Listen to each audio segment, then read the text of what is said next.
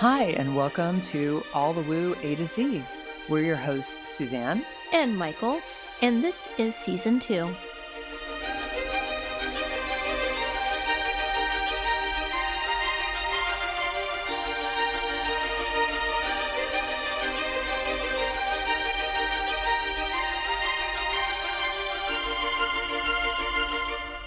Hello, I'm Mychal, and I am starting to get really tired of being not able to go out into the normal world yet.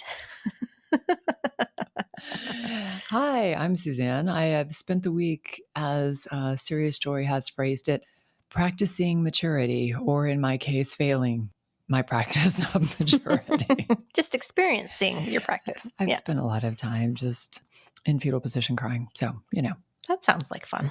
growth. Yeah. Before we get started, we just want to, as always, invite you to our metaphorical table. That is also a real table where it's a non-judgmental zone and space where we share our own personal experiences and understandings of these topics, and at the very least hope that you are entertained. It's all the woo, A to Z. Mm-hmm. So, Suzanne, what are we talking about today? We are talking about the nodes. N for nodes. The nodes, they have shifted. They have. And if you haven't felt it, you will probably feel it. We're here to tell you all about it. All about it. And what are we drinking for this deliciousness? So I'm patting myself on the back for this pairing because it's a pairing for your pairing. Mm-hmm. Oh, okay. So the wine that we are enjoying is a wine that's called North by Northwest. It's made by King Estate. This is a Columbia Valley, Washington State wine. This is a dessert wine, also really important to note. It is Riesling, and I had to just double check this before we started recording because as I was just double checking some information for myself so that I'm speaking accurately for everybody. In fact, they don't even make this wine anymore. This is brought out of my own personal. It's like the nodes. It is like the notes. Available for time Limited time. and then gone. Yes. Well, gone into a different sign. Right. So The grapes are gone into a different, Yeah, the vintage that this is a 2012. I've actually had this. I've been holding on to it we were thinking about like 7+ years is how long I've been holding on to it. She's sharing something really special, and I will testify it is really special. It's had some time, to work out any kind of kinks. So that's nice. Okay, so it is a pairing, right? So this is a dessert wine. It's sweet. Oh, I should also say, so that I say all the things, it is the Benchmark Vineyard. So there's all the notes there. The pairing is with goat cheese, and this is kind of a perfect pairing. So whenever you get a dessert wine, especially one that is made with more of a white grape, so you could do like a Sauterne, or this being a dessert-styled Riesling. If you pair something like that with a very savory styled cheese, that's stronger, like goat cheese, or you could even do blue cheese, Roquefort, something along those lines. Mm-hmm. It's actually a really amazing pairing because you get opposites attract. All the contrast. Yes, it gets your mouth watering in a real way. In case you wanted to find know. out if drooling will electrify the microphone. Right, exactly. So sorry if that's happening. But basically, opposites working together to create something really quite special and beautiful. And so that is the pairing for the subject today.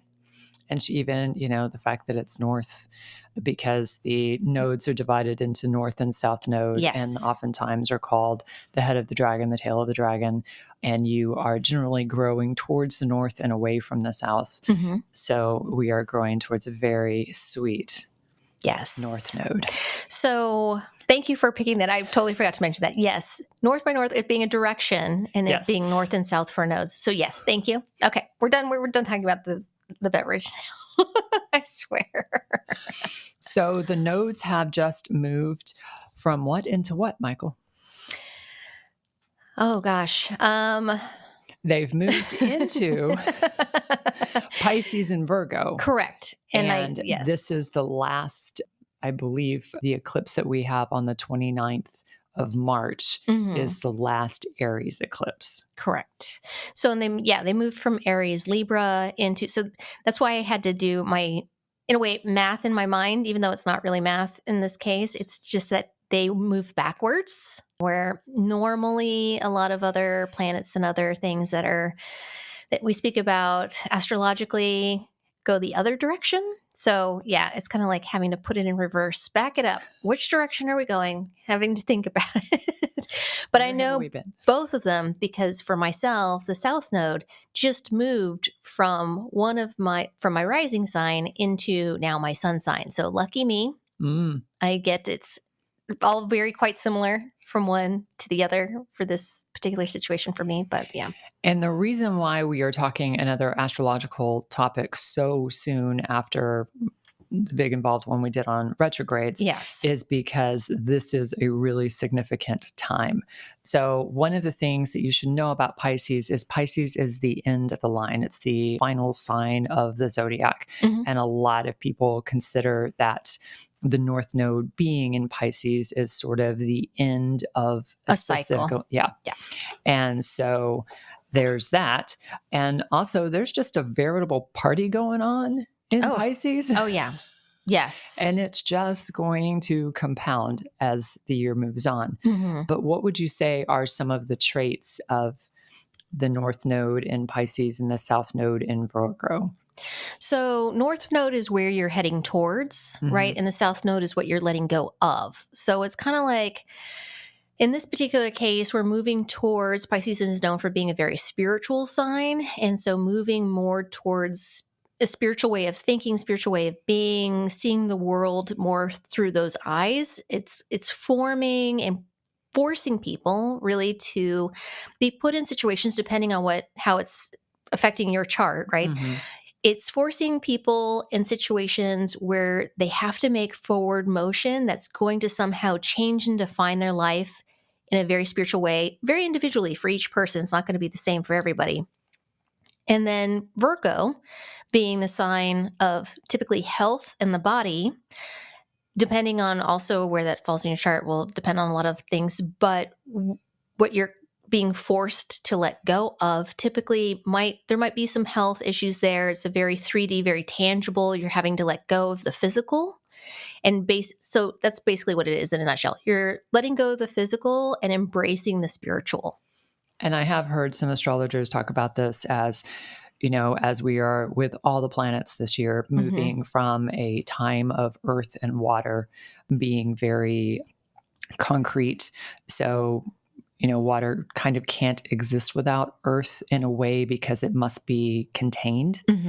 And moving into fire and air, which are very different energies, but everything is moving into fire and air after this. So that this is kind of our last gasp of time in water and earth. Yes. For a while. Yes. And that being said, it's also a weird transition time where you're kind of feeling both of those areas of life. And Pisces is the sign of transition. Like it really is. It's the last sign of the zodiac. So you are kind of going into the spiritual to be reborn into the physical. Correct. To be reborn in fire. And it is also just a sort of nebulous time. Again, that whole thing of needing a container. Not only that, so Virgo also is what's called a mutable sign. And so mutable means exactly kind of the same thing. Not that it's water and nebulous, but that it has a tendency to be adaptable, chameleon-like. Right. And so both of these signs have this quality to them. So I think it might be difficult for some people who are used to dealing in very concrete black and white scenarios and really kind of starting to see the world in gray instead of black and white. And that might be a difficult transition for some. And it might be all of a sudden easier for other people. It just kind of depends on, And I think the other part of that is, you have all the cardinal signs, which are the North Node has been in Aries, which is cardinal fire, which means it is the sign of get up and go. Yes. And so we're moving from a sign of get up and go and show your initiative and all that to a sign of spirit and community and participation and listening. Mm-hmm. And you are part of a group and with those things happening. So I think it might be interesting if we kind of talked houses, like what those contrasts would be as you're moving through. Yeah. So I'll give you, because I'm very familiar with it, I'll talk about my personal lineup of where this comes into my houses, because you all know that I'm a Libra rising, so it's not like any secret if you do astrology to do this math, essentially.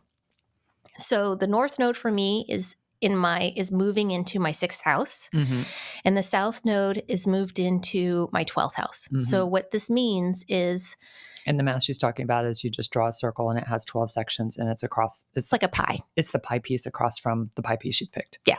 There are 12 pieces of pie. And yeah. So one is in my 6th piece of pie and the other one's in my 12th piece of pie. And so those two houses are this. Pisces for me is the 6th piece of pie, is your everyday routine. It is the day in, day out, just function. Yeah, right. This is like my world. And so for me, Pisces, it's like, I have a routine, but it switches up. It is nebulous. Like sometimes I like to switch up my routine. It's not always the same all the time. And what this is forcing me to do is to bring spirituality more into my everyday routine, even more so than what it's already been. But really kind of doubling down on the routine of, okay, making sure that I meditate in the morning and that I meditate in the evening and that I'm doing all these different things and integrating it fully into my day-to-day tasks. Not that I wasn't doing that already, but like, just kick this up a notch. Right? So then the 12th piece of pie for Virgo for me. So like I was saying before, Virgo being the 3D representing the body and your health. Which is already in the 12th house, which is the incorporeal, basically. Correct.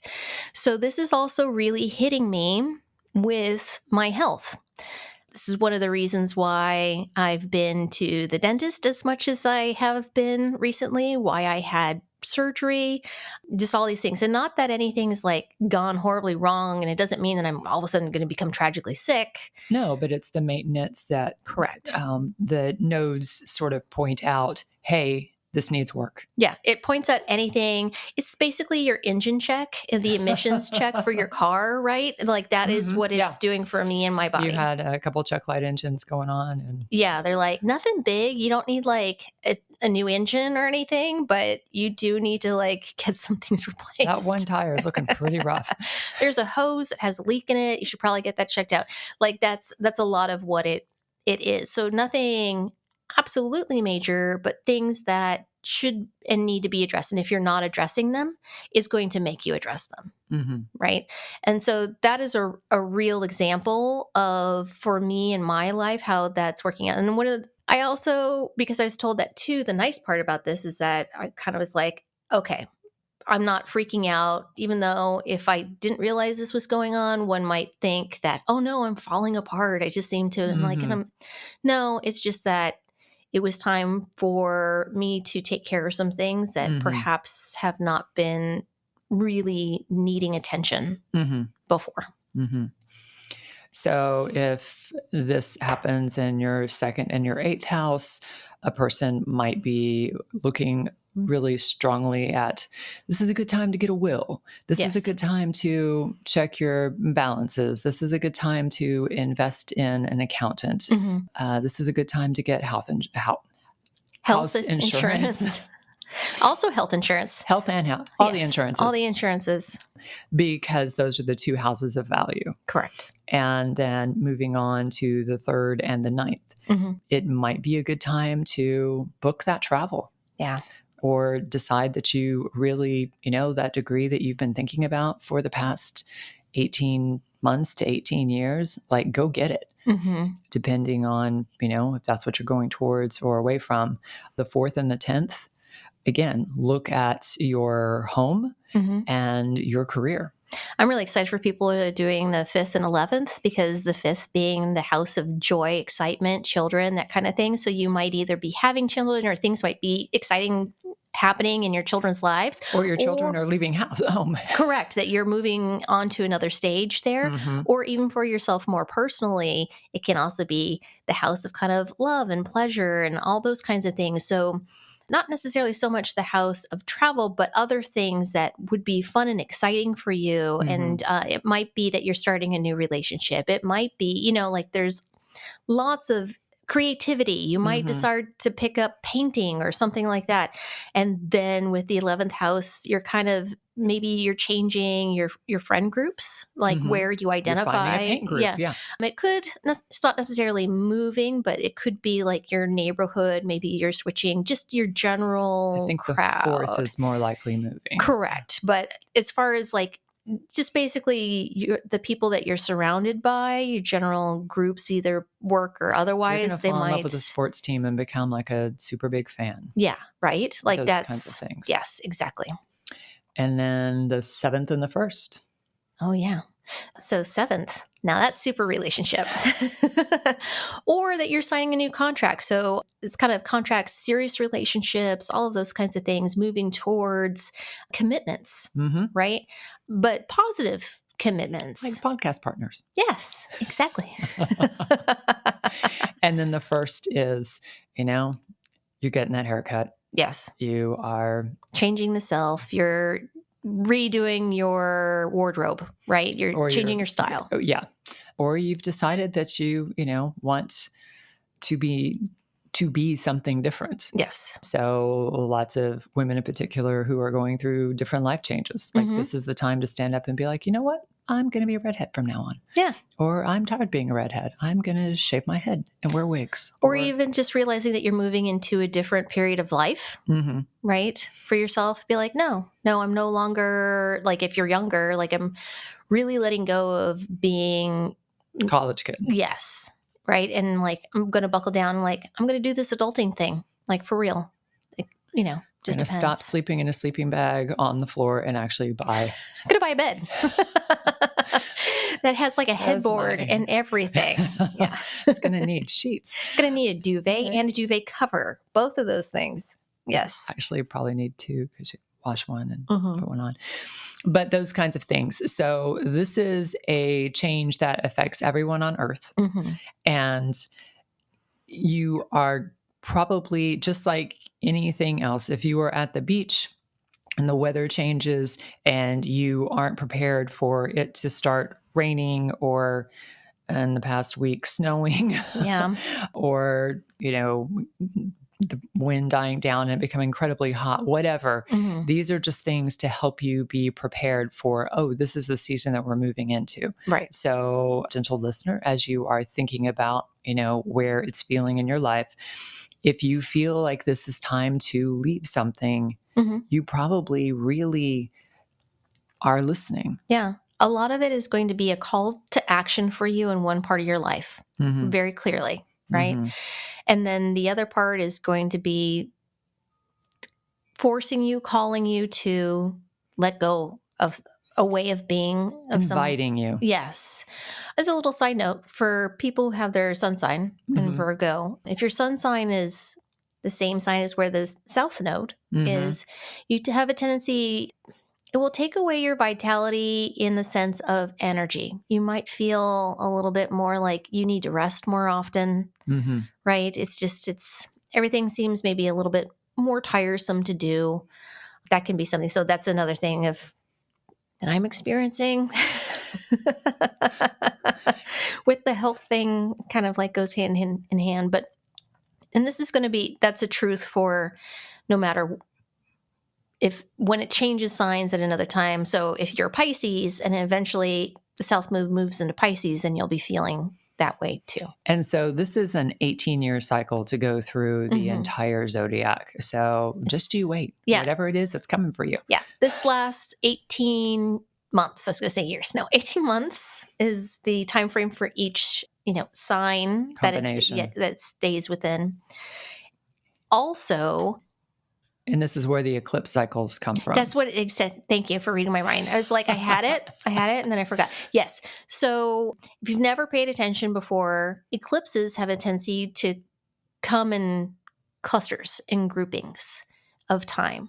So normally you have a solar and lunar eclipse around like back to back, if not, excuse me, if not back and forth. So like solar, lunar, solar, or lunar, solar, lunar, something like that.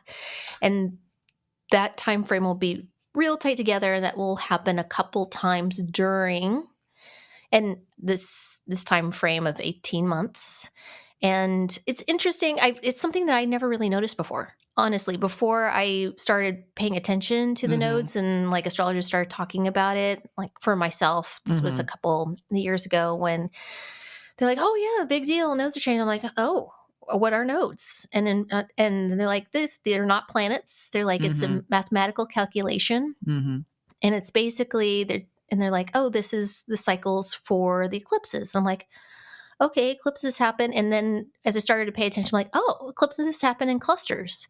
Oh, okay. And then on top of that, that they're happening in the same signs for a period of time. Oh, okay. So there's a lot of different things that I personally wasn't aware of before. Mychal doesn't know that the last 3 books I got are all in eclipses.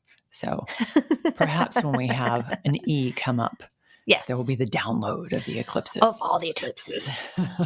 No, but they have also been getting stronger because of where they are in the cycle. Yeah.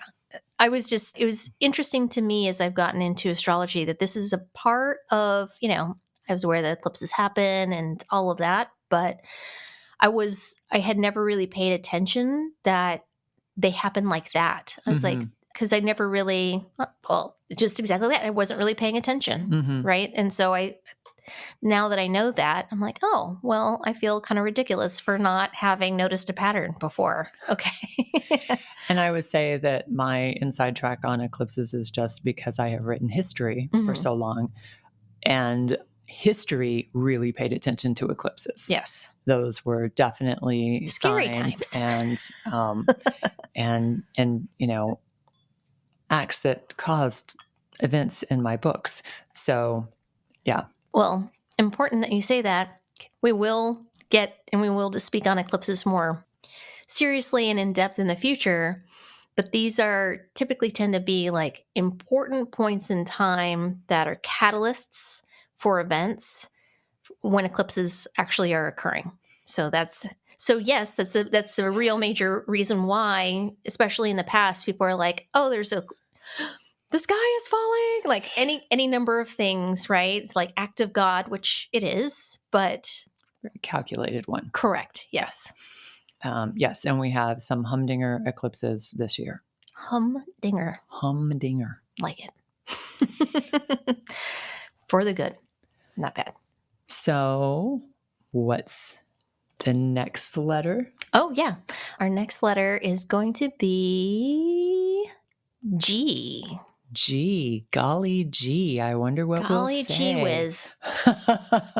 Sorry. At least you shouldn't say golly gee. Williker.